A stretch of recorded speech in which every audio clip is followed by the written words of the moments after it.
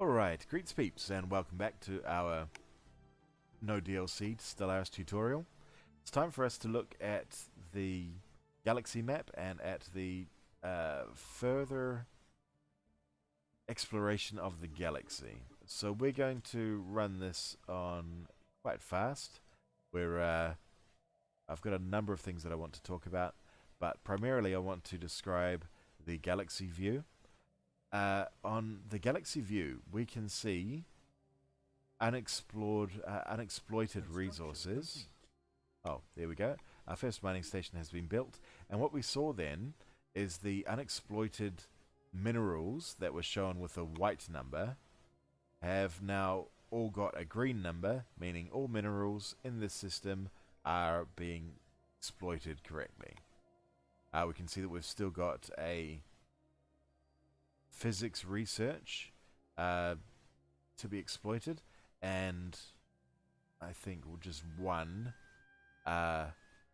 energy credits resource to be exploited. Aha! But we haven't got enough minerals to do either of those. But this is the typical window that we'll play the game from. You don't often need to look at things from within the solar system view. I'm going to let things tick up 1 month, so I have the 100 minerals that I need to build one of these. So each of these cost 100. I think early on it's most important that we have credits and minerals, so we'll go for the mining one. If I hold down left shift and right click on the planet, on the system again, if I had 200 or if I had enough, I could queue up the research station building as well, but we don't, so I can't. But queuing things up with shift and right click, super important. What you would have noticed is that we got a notification up there saying that we've had a construction complete as well. Clicking on that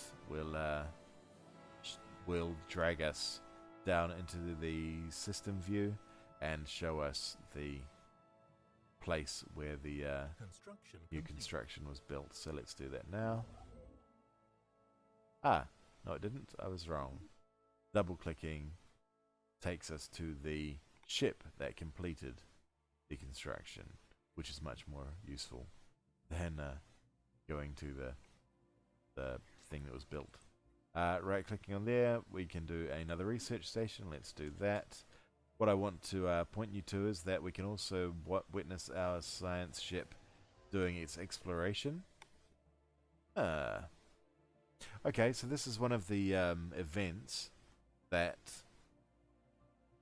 is connected to our species origin.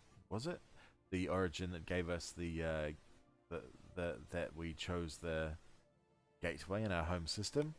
So someone's at the door without slightest warning. Mysterious alien gateway has come alive.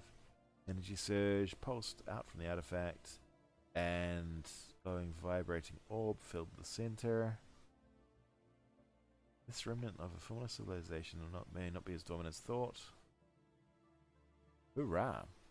Although the gateway was open for no longer than a few seconds, it was long enough to let some space debris through. Rocks and dust. That were actually 250 alloys. Nice one. So we're making 11 of those. That's 200 months worth of resources. 220 months worth of resources. Alright, so here we've got another pop-up has occurred. We've had a system fully surveyed. Clicking on it will show us the survey, the system which has been surveyed, and we can see that this is one hell of a dud of a system. We found only 2 credits in here, which means it's not even worth expanding to. No, hang on, it is only just worth expanding to. Because each starbase costs 2 energy per month to support, and there's only 2 energy in the system to be exploited, that is really not worth our while, because there's a cost of 75 alloy, and actually let's have a look. Now that we've got this place fully explored, we can send our construction ship over to build an outpost, and it's going to cost us 63 influence and 75 alloys to build this outpost, and then after spending another 100 minerals, we'll get 2 credits per month. 2 credits per month would only just pay off the outpost, so it's just not worth it. It would also consume some of our Empire Sprawl. Each system costs 100. Costs 1 Empire Sprawl per month. So that is absolutely not worth doing. Our science ship didn't even find any anomalies or anything of interest in there. So that is perhaps the most dud system that you can have. Our construction ship has finished in here, however, so there's no reason for it to stay there. And now that a science ship has been into the system and determined that there's nothing dangerous in there, I'm just pausing the game because I'll show you. If I try and go there, we can see that we need a fully crewed science ship to explore the system we have no intel on.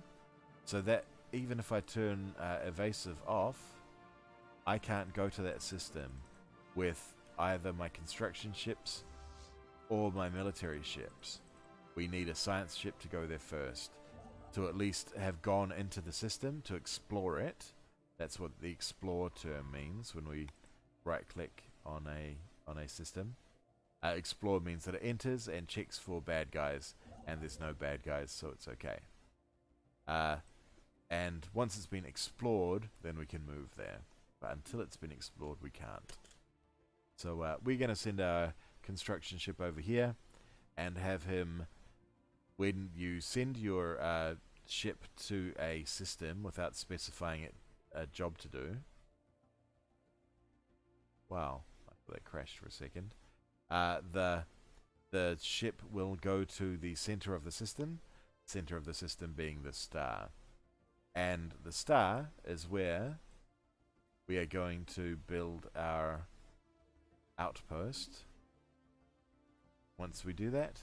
So we'll just leave him there, waiting for the science ship to finish its exploration.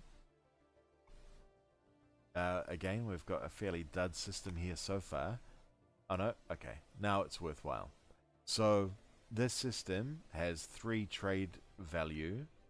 We'll go into trade later on once we've done the time skip, but take it for granted that we can exploit trade within a range of 1 hyperlane jump of our home system. So what have we got? The uninvited, once again, slumbering gate has come alive. Not a boon, but rather a bane. That came to us from the great unknown. A single space-dwelling creature sprang out of the glowing gateway and seems to be on the prowl. Answering to no hail, we should eradicate this threat immediately. Alright, cool. So, here we see our first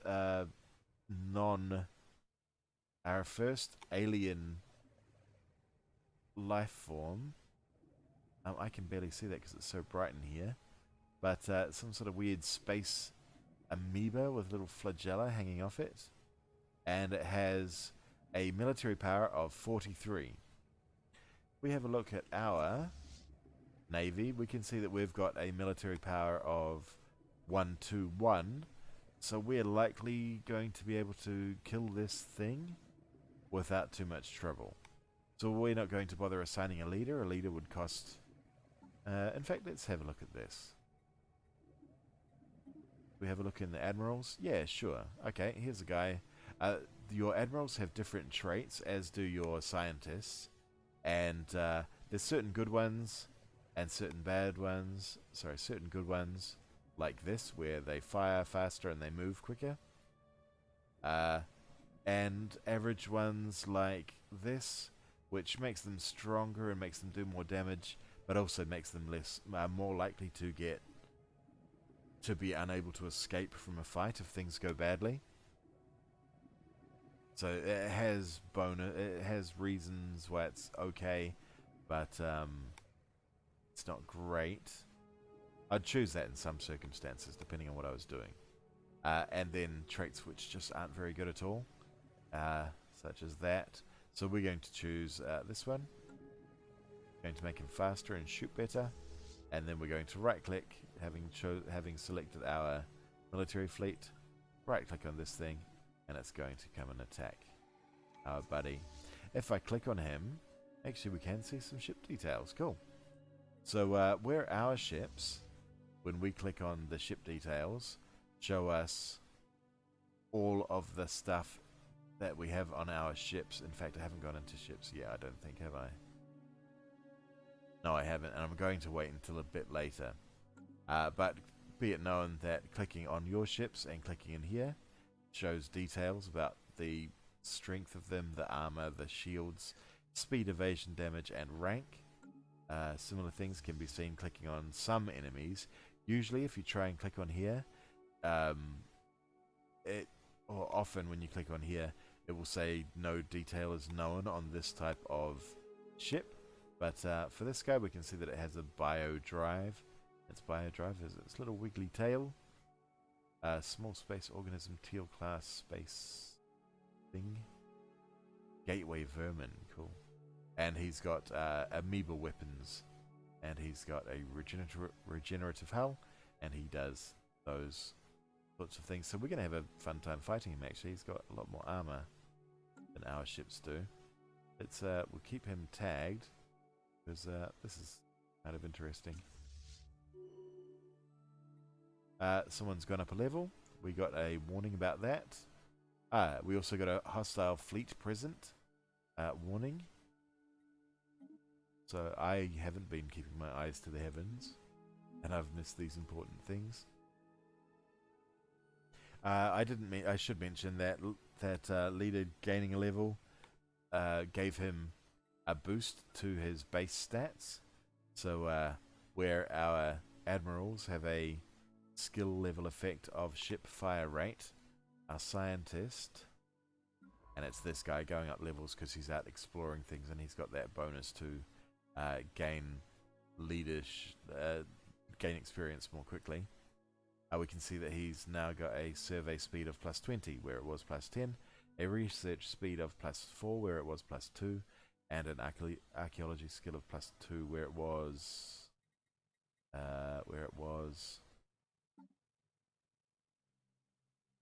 +1. Yeah, so going up levels is great. But this is a space battle. We saw on the outside that his armor was that orange bar. The shield is the blue circle. The armor is the orange circle, and the hull is the green circle within it.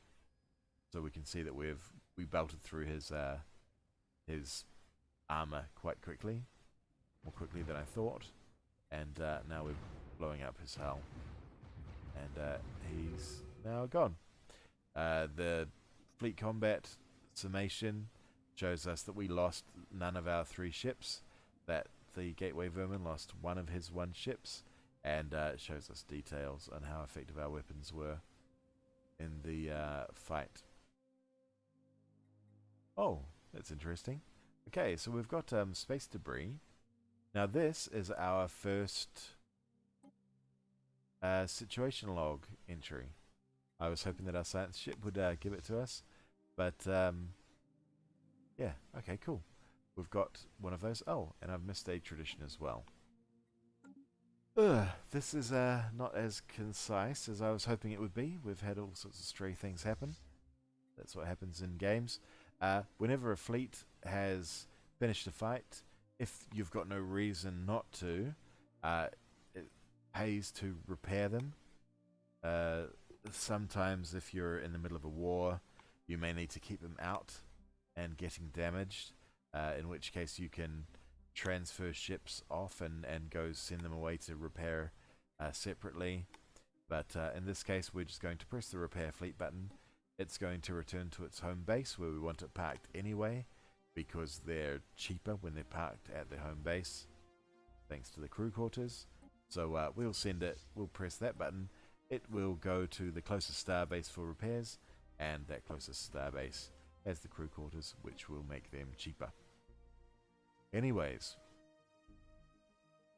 we've got this timed project. We can close the fleet combat window. This timed project has 1800 days. So what I'm going to do, at the moment, this science ship is surveying this system. I'm going to send it, I'm holding down shift, I'm right clicking here, and I'm going to get it to research that project, because we can get all sorts of stuff from that. We could get tech, we could get new weapons, we could get who knows what we could get, and I genuinely don't know what this will do for us. So because this is going to time out, I'm going to do that now. Ordinarily, it's quite important to focus on exploring and making sure you grab amazing resource slots before researching special projects or anomalies, but in this case I'm going to make an exception, because that could be really important. So by holding down shift, it's going to allow our science ship to continue its surveying of this, and then it's going to go research this debris. Armadas are repaired. Damages repaired. So yes, he's going to finish the surveying here, go there and do the special project, and then go there and survey the system. Repairs, yes. Time project, yep, we're aware of it. Aha! There's something else has happened that we need to address, but we'll wrap this one up here. I know it's sort of weird, but we've been going for a while, and I think it makes sense to do a separate video on traditions. So we'll resume on that point in the next video. We'll see you then.